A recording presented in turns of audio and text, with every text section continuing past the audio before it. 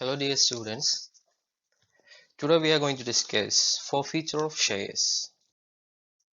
Forfeiture of share means sometimes some shareholders may fail to pay their installments on the shares subscribed by them. Installment means maybe they may fail to pay allotment money or any call monies.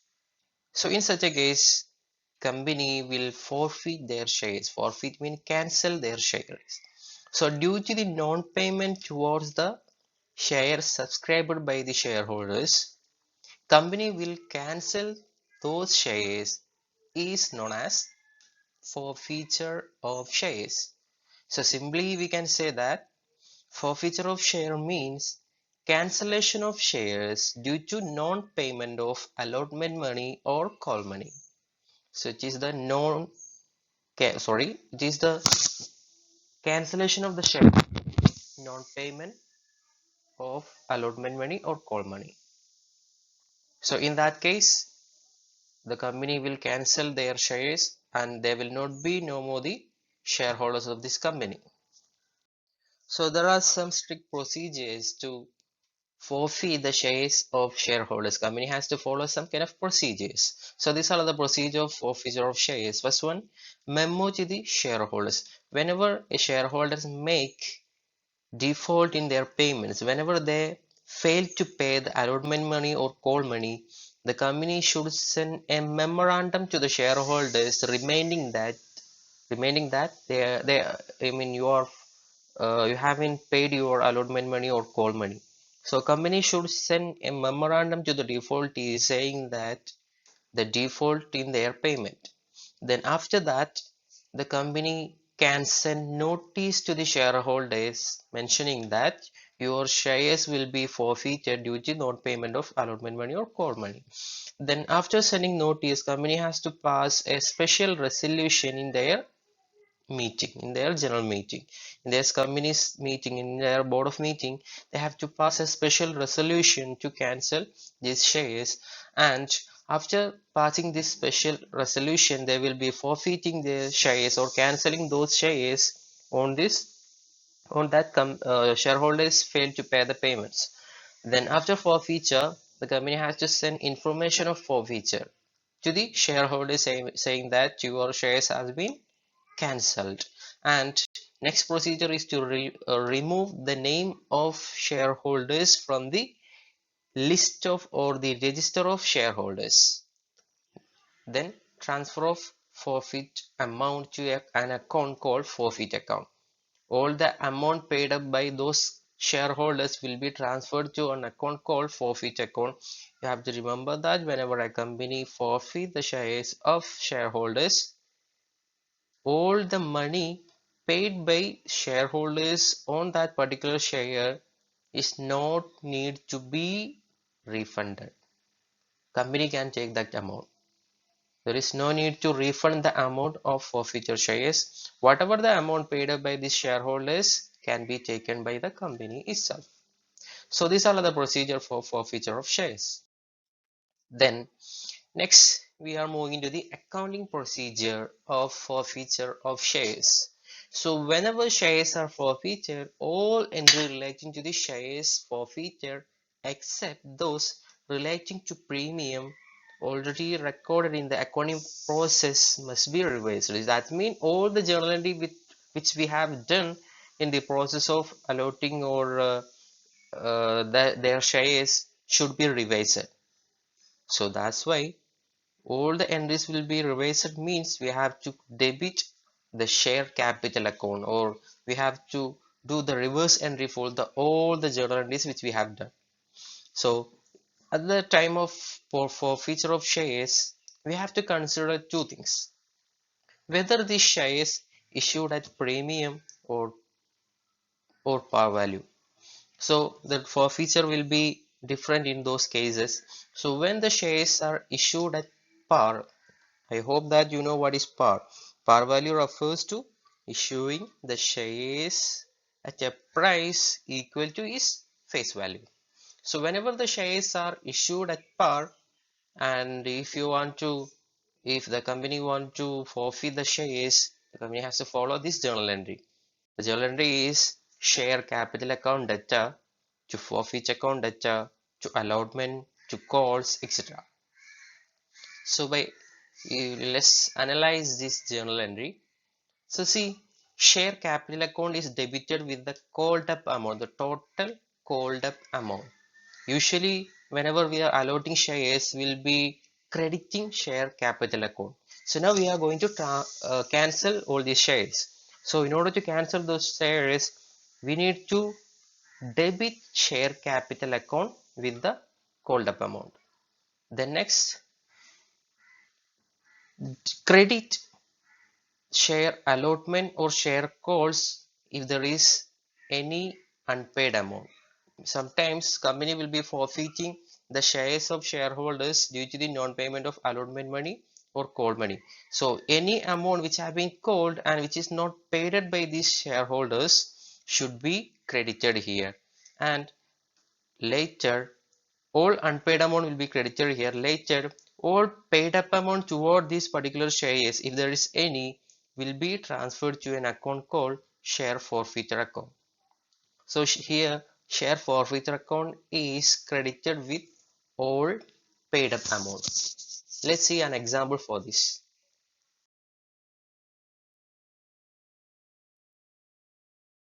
So here we got one problem.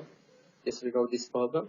Honda Limited issued 10,000 equity shares of 100 each payable as follows: 20 on application, 30 on allotment, 20 on first call, 30 on second and final call. Where 1,000 shares were applied for and allotted. They got full subscription.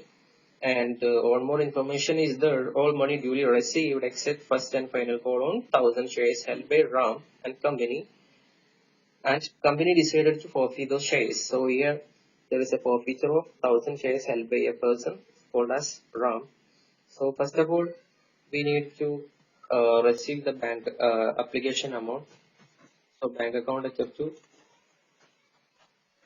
share application amount, 10,000 shares into 20, 2 lakh rupees.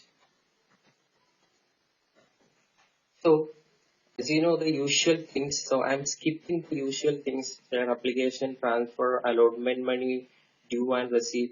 I'm skipping everything. So here I have completed our usual journal entries. Application money received and the application money transferred to the share capital account. Allotment money made due. Allotment money fully received. Then first call made due.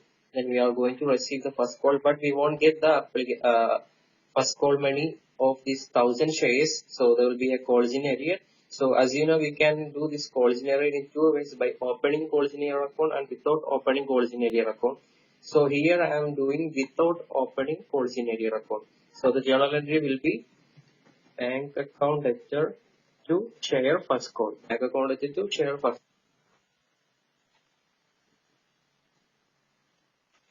to share first call. So here actually we have to receive 2 lakh rupees, but we won't receive because there is a ordinary of 1,000 shares. So we won't receive first call on these 1,000 shares. So 20 into 10,000 is 1,000 shares is equal to 20,000. So we will get only 1,80,000, and the remaining 20,000 will be treated as collision area. Can deal with this collision area in two ways: with opening collision area account and without opening collision area account. So here I am not opening collision area account. And the next case is to make the share final call due. Final call account ledger to share capital.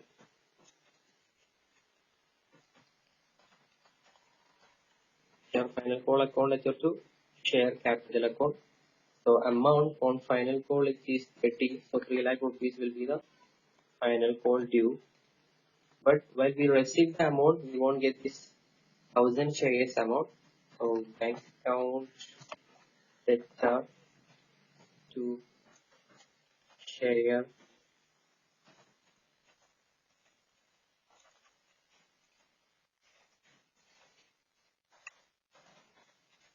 final call account Bank account is share final call. Actually, we have to receive 30,000, so 3 lakh, but we want to receive on these 1,000 shares, that is 30,000 rupees.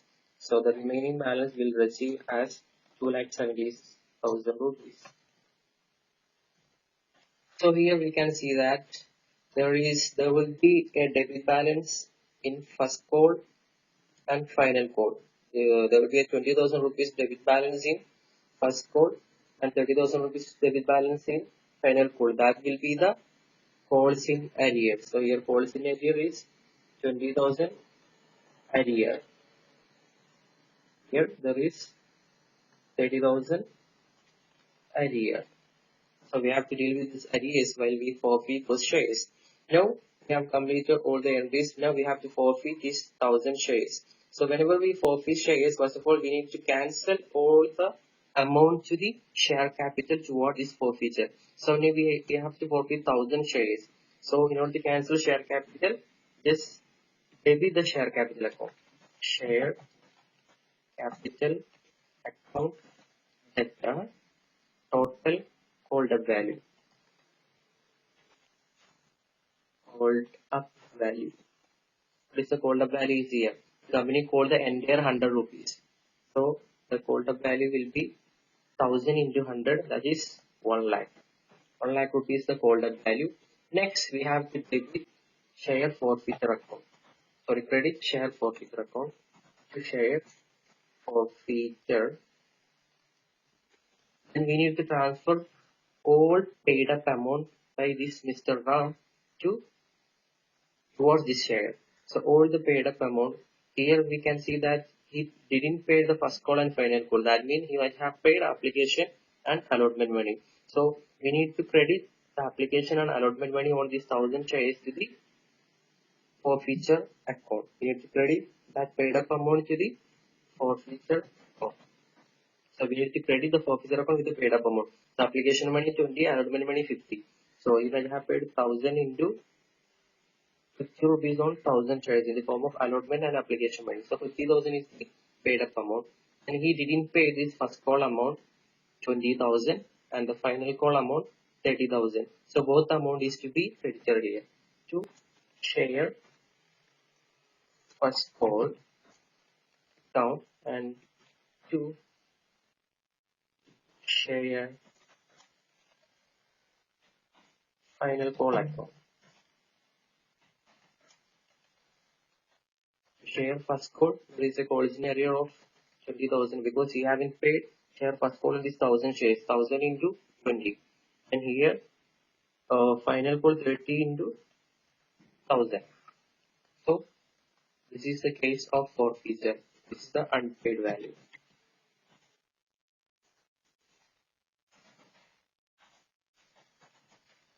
So this is how we forfeit the shares of default shareholders. So here Mr. Ram didn't pay his first and final call money. That's why the company forfeited these shares. So in order to forfeit the shares, company what did company cancelled his share capital of rupees 1 lakh, and all the paid up money by him transferred to the share forfeiture account, and all the unpaid up amount is credited to respective accounts, I mean first call and final call. So this is the case of share forfeiture. Then there is in another way, it is the case when we have an opened share calls in arrear account. If we have opened calls in arrear account. So the next case is if we have opened calls in arrear account. So here we got one problem.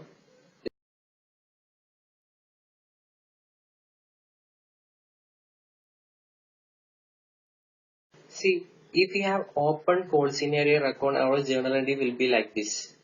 Bank account debtor, calls in arrear account debtor to first call. There is a calls in arrear of 20,000. That is 1,000 shares into 20.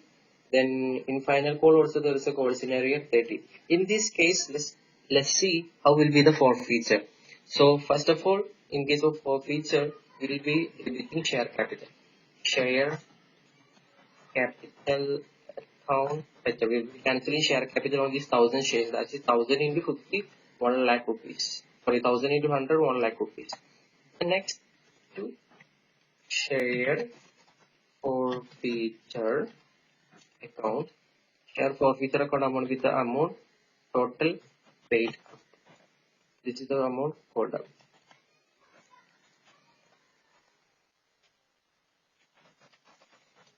So in that case, he might have paid application money and allotment money, that is 50. So 50 into 1000 shares become as 50,000.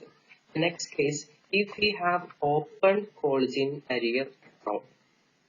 If you have open calls in arrear account, you need to credit the calls in arrear account here. Calls in arrear account that how much is the calls in arrear? 30,000 here, 30,000 total, 50,000. So this is the case of forfeiture of shares when there is calls in arrear account is opened. So if you haven't opened the calls in arrear account, you can do in previous mode. That is, instead of calls in arrear account, first call and final call will appear here. So you need to keep both situation in your mind. If you have opened calls in arrear account for the non-payment, you have to credit the calls in arrear here. This is not the calls in arrear account. Sorry, this is the calls in arrear. I mean, we are crediting this one. So share capital account at 1 lakh to share forfeiture account 50,000 to calls in arrear account 50,000 so to 1 lakh. So this is the case of forfeiture when there is calls in arrear. Keep in mind that we can treat the calls in arrear in two ways: without opening calls in arrear and by opening calls in arrear. If you have opened the calls in arrear account, you have to credit the calls in arrear in the forfeiture journal entry. And if you haven't opened this calls in arrear account, just show the unpaid value on the respective installment, that is first call and final call here. So that is the case.